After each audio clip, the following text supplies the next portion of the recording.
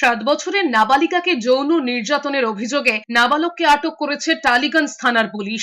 পরিবারের দাবি, মঙ্গলবার ঘটনাটি তারা জানতে পারে। টালিগঞ্জের সাহেববাগান এলাকার থানায় অভিযোগ দায়ের করা হয় ওই কিশোরের বিরুদ্ধে। নির্যাতিতার মায়ের অভিযোগ, 1 মাস আগেও যৌন নির্যাতন চালিয়েছে অভিযুক্ত কিশোর। মঙ্গলবার সন্ধ্যায় মেয়েকে রক্তাক্ত অবস্থায় দেখতে পেয়ে সন্দেহ হয়। চেপে ধরতে পুরো বিষয়টি জানা যায় বলে দাবি মায়ের। এরপরই টালিগঞ্জ থানায় ওই কিশোরের বিরুদ্ধে অভিযোগ দায়ের করেন নির্যাতিতার পরিবার। পরে পুলিশ গিয়ে অভিযুক্ত কিশোরকে আটক করে। বাচ্চা না, ঘুমানো বাচ্চা যদি সুরক্ষিত না থাকে, বাইরে কি বাচ্চা সুরক্ষিত থাকে?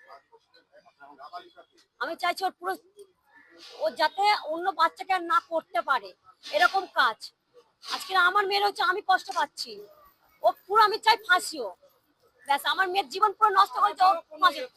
1 মাস আগে ওরকম কষ্ট দিয়েছে, এইটুকুনি বাচ্চা কত সহ্য করতে পারে? সে লাশের মতন পড়ে আছে ওখানটায়।